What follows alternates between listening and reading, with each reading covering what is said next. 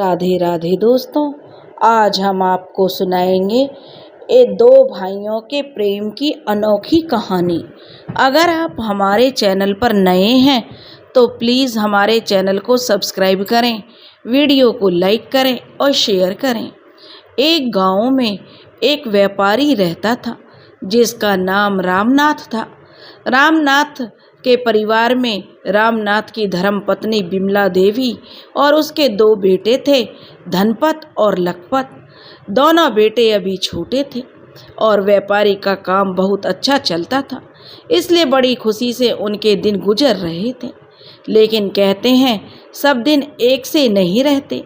इसी तरह व्यापारी ऐसा बीमार पड़ा कि उसने खाट पकड़ ली और कुछ ही दिन में वो भगवान को प्यारा हो गया। अब परिवार में माँ और उसके दो बेटे जो किसी तरह से अपने गुजारा करने लगे, क्योंकि जो पिता था वह तो उन्हें छोड़कर चला गया था। अब बच्चे धीरे धीरे बड़े हो रहे थे और जो व्यापारी ने अपना धन छोड़ा था उसी से उनका गुजारा चल रहा था। लेकिन कहते हैं कि जमा धन भी कितने दिन चलता, और ये बच्चे भी बड़े होने लगे। अब जो बड़ा बेटा था धनपत, वह बहुत ही सीधा साधा और समझदार था और अपनी जिम्मेदारी भी समझता था। लेकिन वहीं छोटा बेटा लखपत बहुत ही चालाक था और उसमें छोटा होने की वजह से थोड़ा लड़कपन भी था। अब व्यापारी के गुजर जाने के बाद तीनों को परिवार चलाना बड़ा मुश्किल लग रहा था। इसलिए बड़ा बेटा धनपत अपनी माँ से बोला, माँ मैं परदेश जाकर धन कमा कर लाऊंगा।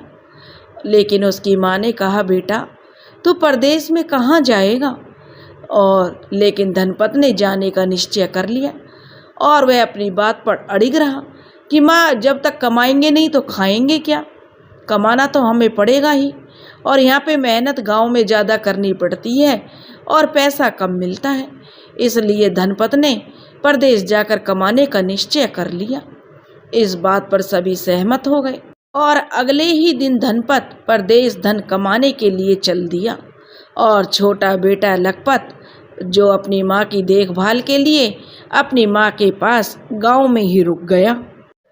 अब गांव से जो धनपत धन कमाने के लिए तो परदेश चला गया।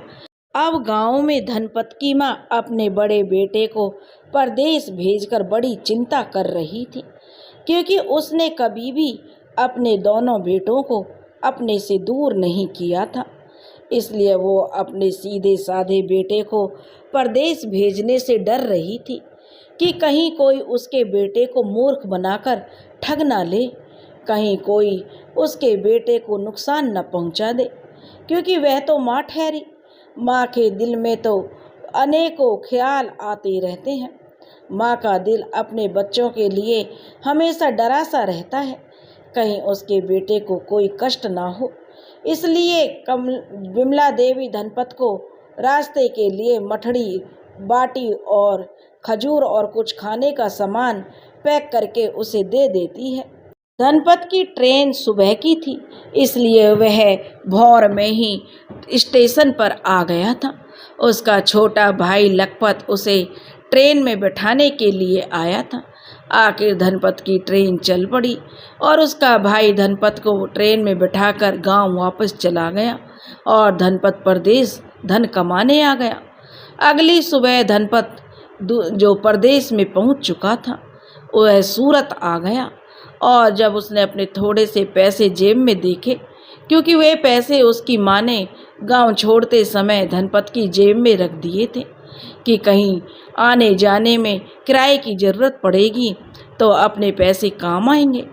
अब स्टेशन से बाहर आकर धनपत ने काम की तलाश में शहर के कई चक्कर काटे। इस तरह उसे 2 दिन बीत गए। अब उसके पास खाने का सामान भी ख़त्म हो चुका था। अगले ही दिन वो काम की तलाश में फिर निकल पड़ा। पूरा दिन घूमने के बाद भी कहीं कोई काम उसे नहीं मिला। अब तो उसे बहुत जोरों की भूख भी लगाई। गर्मी का मौसम, चिलचिलाती धूप, अब तो धनपत से चला भी नहीं जा रहा था। वो चलते चलते थक चुका था और टप टप उसके शरीर से पसीने की बूंदें टपक रही थीं और उस बेचारे को जो गर्मी लग रही थी और भूख प्यास से बड़ा बेहाल हो रहा था। कहते हैं कि जिंदगी इम्तिहान लेने पर उसके उतर आई थी। आखिर वो काम की तलाश में चलते चलते एक गोदाम के सामने पहुंच गया, जहां वो देखता है गोदाम का मालिक निराश और परेशान सा खड़ा हुआ था। धनपत ने मालूम किया तो पता चला कि बाहर पड़ा अनाज खराब होने लगा है, क्योंकि हड़ताल होने की वजह से कोई भी मजदूर काम पर नहीं आ रहा था। धनपत अब गोदाम के मालिक के पास गया और उससे कहने लगा, मालिक, मुझे काम की ज़रूरत है। मैंने सुबह से कुछ नहीं खाया है। अगर आप मुझे मौका दें तो मैं आपकी सारी परेशानी दूर कर सकता हूँ। गोदाम का मालिक कहने लगा कि देखो, काम बहुत ज़्यादा है, तुम्हारे अकेले के वश का नहीं है, तुम अकेले कैसे कर पाओगे। इस पर धनपत कहने लगा, मालिक, मुझे आज रात तक का मौका दे दें, मैं आपका सारा काम निपटा दूंगा। तो धनपत जो कहने लगे कि ठीक है, मालिक ने उसको कह दिया कि चलो ये काम पूरा करो। धनपत अब पूरी रात काम में लगा रहा। रात भर जी तोड़ मेहनत की और बेचारे को ना खाना था और ना ही पानी पीने के लिए। उसने रात भर में अनाज की सारी बोरियां गोदाम के अंदर रख दी। धीरे धीरे पौ फटने लगी, भौर हो रही थी, पर धनपत को काम की ज़रूरत थी, इसलिए उसने भूख प्यास को जो नज़रअंदाज कर दिया। लेकिन थकान के तो उसे हो रही थी और थकान से उसे नींद भी आ रही थी, लेकिन वो सब चीज़ को छोड़ के अपने काम में लगा हुआ था। वो लगा रहा जब तक कि अनाज की बोरियां उसने गोदाम में नहीं रख दी। सुबह होते ही गोदाम का मालिक आया तो अनाज की सारी बोरियां गोदाम के अंदर देखकर हैरान रह गया। उसने धनपत से पूछा कि अरे, आखिर तुमने ये बोरियां अकेले इतने कम समय में गोदाम के अंदर कैसे रखीं? इस पर धनपत कहने लगा, मालिक, मैंने आपसे कहा था ना, मुझे रात भर का समय दे दीजिए, मैं अनाज की सारी बोरियां गोदाम में लगा दूंगा। गोदाम का मालिक अब धनपत से बहुत खुश हुआ, क्योंकि मजदूरों की हड़ताल होने की वजह से उसका अनाज खराब होने से बच गया था। गोदाम के मालिक के चेहरे की खुशी देखकर धनपत अपने मालिक से पूछता है, मालिक, क्या अब आप मुझे काम दे दोगे?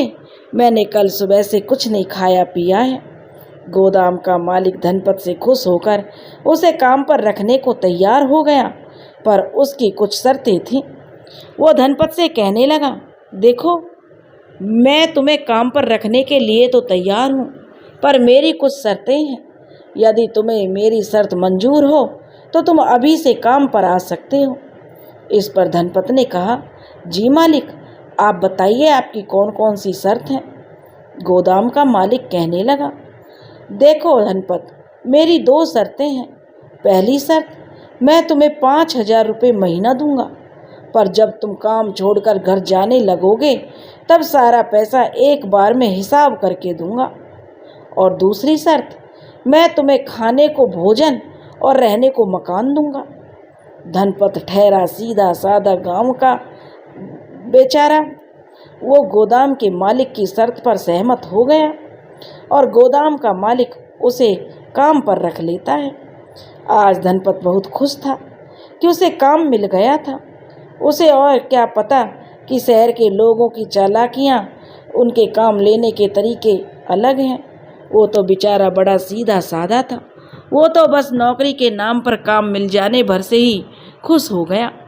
उसे लग रहा था उसका रहने खाने का सारा पैसा बच जाएगा और जब वो घर जाएगा तो अपनी माँ को देने के लिए ढेर सारे पैसे जमा करके ले जाएगा। अब गोदाम के मालिक ने धनपत को रख तो लिया, पर उसने जो कहा वो अपनी बात को कितना साबित कर पाएगा, ये तो आने वाला वक्त बताएगा। काम पर रखने के बाद कुछ दिन तो मालिक ने धनपत को बहुत ही स्वादिष्ट और पेट भरकर पकवान खिलाए, जिससे धनपत बहुत खुश होकर यह समझने लगा कि उसका मालिक सच में बहुत अच्छा इंसान है और उसके काम से बहुत ज़्यादा खुश है और उसे धनपत की बहुत परवाह है। शुरुआत के दिनों में काम भी कम था। एक दिन गोदाम के मालिक की पत्नी ने गोदाम के मालिक से कहा कि देखिए जी, आप इस नौकर को रोज रोज स्वादिष्ट और पेट भर पकवान खिला रहे हैं। ऐसा रहा तो हम तो सड़क पर आ जाएंगे। इस पर गोदाम का मालिक अपनी पत्नी से कहने लगा, हाँ भाग्यवान, कह तो तुम सही रही हो। इस तरह हम नौकर को खिलाते रहे तो हम तो कंगाल हो जाएंगे। और धीरे धीरे दिन बीतने लगे, काम बढ़ने लगा। गोदाम के मालिक ने सोचा, अगर मैं इसी तरह इस नौकर पर फिजूल खर्च करता रहा और अपना धन लुटाता रहा तो मैं तो कंगाल हो जाऊंगा, मेरा व्यापार तो घाटे में चला जाएगा। ऐसा सोचते हुए गोदाम के मालिक ने धनपत का भोजन कम कर दिया। स्वादिष्ट भोजन की जगह सबके खाने के बाद बची कुची रूखी सूखी रोटी और सब्जी जो धनपत को वह देने लगा। धीरे धीरे गोदाम के मालिक का व्यवहार भी बदलने लगा। अब तो वह धनपत से दिन भर काम लेता और उसे पेट भरकर भोजन भी नहीं देता। काम अधिक और भोजन कम, ये कैसी विडंबना थी, ये कैसा अन्याय था गोदाम के मालिक का। ऐसा ही चलता रहा और देखते ही देखते धनपत बहुत कमज़ोर हो गया। अब तो उससे काम भी नहीं होता था। एक दिन वह बहुत बीमार हो गया। अब उसे रह रहकर अपने गांव की, अपने माँ और भाई की याद आती। अपने घर के जो उसे याद सताने लगी। उसका मन अब वहाँ नहीं लगता था। तबीयत ठीक नहीं होने पर धनपत ने एक दिन गोदाम के मालिक से कहा, मालिक, मेरी तबीयत ठीक नहीं है, मुझे अपने घर जाने की छुट्टी चाहिए। इस पर गोदाम के मालिक ने धनपत से पूछा, अरे धनपत, क्या हुआ है तुम्हें? तो धनपत बोला, मालिक, मुझे बहुत तेज बुखार है। गोदाम के मालिक ने जो धनपत को घर जाने की छुट्टी देने से इनकार कर दिया। उसे बुखार की दवा दी और बोला, थोड़ा बुखार ही तो है, दवा खा लो, सही हो जाएगा। तुम्हारे घर जाने से तो मेरा बहुत नुकसान हो जाएगा। अब धनपत क्या करे, उसे कुछ समझ नहीं आ रहा था। धीरे धीरे दिन डूबने लगा, सूर्यास्त होने को था, अंधेरा होने लगा। धनपत ने अपना सामान पैक किया और जैसे ही रात का भोजन करके सब लोग सो गए, धनपत बिना किसी को कुछ बताए वहाँ से भाग गया। अगले ही दिन जब सुबह हुई तो गोदाम का मालिक धनपत को जो देखा तो आश्चर्य में पड़ गया कि आखिर वो गया तो गया कहाँ, क्योंकि धनपत वहाँ पर मौजूद नहीं था। वो ज़ोर ज़ोर से धनपत को आवाज़ लगाने लगा, पर मालिक को कोई उत्तर नहीं मिला। उत्तर मिलता भी कैसे, धनपत जब वहाँ था ही नहीं तो बोलता कैसे। थक हार कर गोदाम का मालिक सोच में पड़ गया, आखिर धनपत गया तो गया कहाँ। और ये बात वो अपनी पत्नी को बताने लगा तो उसकी पत्नी कहती है, चलो जी, अच्छा ही हुआ, बहुत धीरे धीरे काम करता था, बहुत आलसी नौकर था और कामचोर था, अच्छा हुआ खुद ही चला गया। सबसे बड़े फ़ायदे की बात है कि उसे उसका वेतन भी नहीं देना पड़ा। हमारा तो हर तरफ से फ़ायदा ही फ़ायदा हुआ है, हमारा पैसा जो बच गया। अगले ही सुबह धनपत अपने गांव पहुंच गया। अब वो बहुत खुश था क्योंकि वह अपने घर पहुंचने वाला था। धनपत जैसे ही अपने घर पहुंचा, उसकी माँ और उसका भाई उसे अचानक देखकर हैरान हो गए। लखपत जो छोटा भाई था अपने बड़े भाई धनपत से पूछने लगा, अरे भाई, तुम यूँ अचानक कैसे आ गए? ना कोई चिट्ठी ना संदेश, अचानक आ धमके तुम तो, और कहो सब ठीक तो है ना। इस पर धनपत अपने भाई के गले लगकर रोने लगा और कहने लगा, ठीक ही तो नहीं हूँ भाई, मैं तो किसी तरह से अपनी जान बचाकर भागकर आया हूँ। इस पर उन दोनों की माँ जो लड्डू और पानी लेकर खड़ी थी, इतने दिनों बाद अपने लाडले बेटे को देखा कि इतने दिनों के बाद आया है, और उन दोनों की बात सुनकर कहती है, हे भगवान, ऐसा क्या हो गया मेरे बच्चे को जो तुझे जान बचाकर भागकर आना पड़ा। फिर धनपत ने जो अपनी माँ और अपने छोटे भाई लखपत को अपने साथ घटी हुई सारी घटना बताई। इस पर लखपत कहने लगा, उस मालिक की इतनी हिम्मत कि उसने मेरे सीधे साधे भाई का फ़ायदा उठाकर उसे बेवकूफ़ बनाने की कोशिश की है। अब मैं उसे मज़ा चखाकर ही दम लूँगा। दोनों भाइयों में आपस में बड़ा प्रेम था। दोनों एक दूसरे को तकलीफ़ में नहीं देख सकते थे। इसलिए लखपत ने अब वहाँ जाने का निश्चय किया जहाँ पर धनपत गया था, और उसके साथ जहाँ पर अन्याय हुआ और उसकी तनख्वाह के पैसे भी उसे नहीं मिले थे। अब जो लखपत सोचने लगा कि वो गोदाम के मालिक से अपने भाई के साथ हुए अन्याय का बदला लेकर रहेगा। लखपत अगले ही दिन अपना सामान पैक करता है और अगली सुबह ही जो ट्रेन से सूरत निकल जाता है और वहीं पहुंच जाता है जहां पर धनपत गया था। वो गोदाम के सामने पहुंचकर आवाज़ लगाता है, बहुत दिनों से भूखा हूँ मालिक, कोई काम मिलेगा क्या? बहुत दिनों से अन्न का एक दाना भी मुंह में नहीं गया, जल की बूंद को भी होठ तरस रहे हैं, कोई काम मिलेगा क्या? लखपत का शोर सुनकर गोदाम का मालिक बाहर आया, क्योंकि काम के लिए उसे नौकर की ज़रूरत थी और उसका नौकर धनपत तो अब काम छोड़कर भाग गया था और इतनी जल्दी उसे कोई मजदूर मिले नहीं रहा था। उसके काम का नुकसान बहुत हो रहा था। वो बहुत ही ज़्यादा जो चिंतित था कि मजदूर नहीं मिले तो मेरा बहुत नुकसान हो जाएगा। उसे जल्द से जल्द किसी नौकर की ज़रूरत थी। सो गोदाम के मालिक ने लखपत को काम पर आसानी से रख लिया, पर शर्त वही रखी जो कि धनपत के साथ रखी थी। पर लखपत को तो सब पता था, इसलिए अब गोदाम के मालिक की शर्त पर सहमत हो गया और गोदाम के मालिक के यहाँ काम करने लग गया। अब शुरू होता है असली खेल। लखपत तो अपने भाई का बदला लेने आया था। उसे तो गोदाम के मालिक को परेशान करना था, क्योंकि उसने लखपत के भाई को सताया। कुछ दिन में लखपत खूब मेहनत करके जल्दी काम निपटाकर गोदाम के मालिक का कुछ ही दिन में इतना विश्वास जीत लेता है कि गोदाम का मालिक उस पर जो विश्वास करने लगता है। गोदाम का मालिक उससे अपने हर राज जो उसे बताने लगा था, उसे हर जगह अपने साथ ले जाने लगता है। गोदाम का मालिक लखपत के काम से बहुत खुश होता है।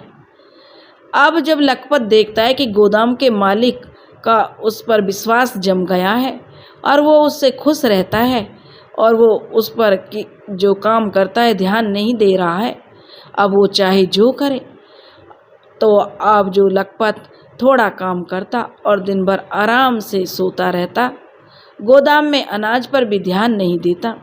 धीरे धीरे गोदाम का अनाज सड़ने लगा, पर गोदाम के मालिक को तो लगता था कि लखपत उसके गोदाम का बहुत ध्यान रखता है, इसलिए उसने गोदाम का निरीक्षण करने आना भी छोड़ दिया था।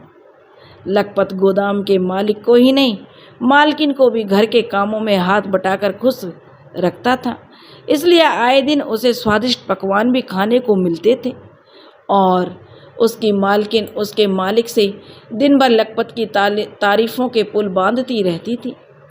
लखपत घुन की तरह उन दोनों को जो अंदर ही अंदर खोखला कर रहा था। उन दोनों को जो मालिक और मालकिन को कुछ पता नहीं था कि दोनों बहुत खुश थे और एक दिन अचानक गोदाम के मालिक को उसके किसी ग्राहक ने आकर कहा कि मालिक, तुम्हारा तो माल खराब है, तुम खराब माल बेचने लगे हो, अब तुम्हारा माल सही नहीं रहता है। उस ग्राहक ने पूरे बाजार में शोर मचा दिया कि इस गोदाम का माल अच्छा नहीं रहता, उसमें कीड़े होते हैं। धीरे धीरे करके उस गोदाम के मालिक के सारे ग्राहक टूटने लगे। उससे माल लेना जो बंद कर दिया उसके ग्राहकों ने और किसी से वो लोग माल लेने लगे। गोदाम के मालिक को अब घाटा हो रहा था। उसे अब समझ नहीं आ रहा था कि ये सब क्या हो रहा है। एक दिन वो उदास बैठा हुआ था तो उसने लखपत से कहा, ओ लखपत, जा कहीं से ताज़ा मांस ले आ, वही खाया जाए आज। गोदाम के मालिक ने कुत्ता पाल रखा था अपने घर की रखवाली के लिए और गोदाम का मालिक उससे प्यार भी बहुत करता था। जब गोदाम के मालिक ने ताज़े मांस की मांग की तो लखपत ने सोचा क्यों ना इस कुत्ते को ही मारकर इसी का मांस ले चलूं। मालिक को तो मांस से मतलब है। इस पर लखपत गया और मालिक के कुत्ते को मारकर उसका ताज़ा मांस ले आया। मालकिन ने मांस बनाया, सबने खूब चटकारे लेकर खाया। जब सब खा चुके थे तो गोदाम के मालिक ने अपने प्यारे दुलारे कुत्ते को आवाज़ लगाई कि आजा टॉमी, कहाँ है, आज तेरा फेवरेट खाना बना है। इस पर लखपत हंसते हुए बोला, खाए क्या मालिक?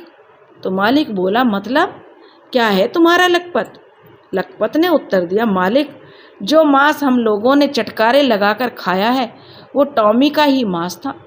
आपने बोला ताज़ा मांस लाओ, तो इस समय ताज़ा मांस कहाँ मिलता, तो मैंने टॉमी को ही काट कर उसका मांस ले आया। मालिक और मालकिन दोनों अपने सिर को पीटकर रोने लगे और बोले कि तुम जो पूछ नहीं सकते थे। लखपत बोला, मालिक पूछना कैसा, मैंने सोचा आप और मालकिन ताज़ा मांस खाकर खुश हो जाएंगे, सो मैं ले आया। इसी तरह जो भी गोदाम का मालिक कहता लखपत उसका उल्टा ही करता। गोदाम का मालिक और मालकिन अब लखपत से परेशान हो गए। एक रात जब सब खाना खाकर सो गए तो लखपत ने मौका पाकर गोदाम के मालिक की अलमारी से सारे जेवरात और रुपयों का बैग साफ कर दिया और बैग लेकर वहाँ से चंपत हो गया। अगले दिन सुबह जब गोदाम का मालिक उठा तो उसे अलमारी खुली मिली और जेवर और रुपयों से भरा बैग अलमारी से गायब था। गोदाम का मालिक जोर से चिल्लाया, अरे सुनती हो भाग्यवान, रुपए और जेवर से भरा बैग देखा क्या तुमने? इस पर मालिक की पत्नी बोली, नहीं जी, मैंने तो नहीं देखा, सब आप ही तो रखते हैं बंद करके। गोदाम का मालिक बोला, सब चला गया, हम लुट गए भाग्यवान, हम बर्बाद हो गए। उसकी पत्नी बोली, क्या कह रहे हो? ये हाय राम क्यों मचा रखा है? तो गोदाम का मालिक उसे बताता है कि घर में चोरी हो गई है। दोनों सिर पर हाथ रखकर बैठ गए और सोचने लगे कि अब क्या करें। जब उन्होंने छानबीन शुरू की तो पाया कि लखपत भी वहाँ से गायब है और उसके कमरे में उन्हें एक खत मिला जिसमें लिखा था, मालिक, मैं धनपत का भाई लखपत हूँ। तुमने मेरे भाई का मेहनत का सारा पैसा मार लिया। मैंने तुम्हारा सारा अनाज खराब किया। मैंने उन पर ध्यान नहीं दिया तो वो सड़ गए। तुम्हारे प्रिय कुत्ते को जानबूझकर मार डाला और तुम्हारा सारा धन और जेवरात लेकर मैं जा रहा हूँ वापस अपने घर, अपने भाई और माँ के पास। अब दोनों पति पत्नी की समझ में आ गया कि किसी के हक का पैसा मारना पाप है, किसी के हक के पैसा नहीं लेने चाहिए, किसी के सीधेपन का नाजायज फ़ायदा नहीं उठाना चाहिए। अब दोनों पति पत्नी को अपनी गलती का एहसास हुआ। अगले दिन ही हंसते मुस्कुराते हुए लखपत अपने गांव में पहुंच गया और अपने घर पहुंचा और उसने पैसे और जेवर का बैग धनपत के हाथों में थमाते हुए अपने भाई को मालिक और उसकी पत्नी की सारी कहानी बता दी। और उसने बताया कि लखपत ने गोदाम के मालिक के साथ क्या किया, आखिर कहाँ मिलता है दोनों भाइयों में ऐसा प्यार। एक के लिए दूसरा कुछ भी कर गुजरने को तैयार था। धनपत ने वो बैग माँ को देते हुए कहा, लो माँ, तुम्हारे बेटे की मेहनत की कमाई। सभी माँ बेटे खुश हो जाते हैं। धनपत को उसके मेहनत की कमाई मिली, गोदाम के मालिक को उसके किए की सज़ा, जो कि बहुत ज़रूरी थी। इसी के साथ दोस्तों इस कहानी का अंत होता है, जैसा करोगे वैसा भरोगे, यानी जैसे को तैसा। दोस्तों अगर आपको हमारी कहानी पसंद आई हो तो प्लीज़ हमारे चैनल को लाइक करें, सब्सक्राइब करें और वीडियो को शेयर करें। राधे राधे।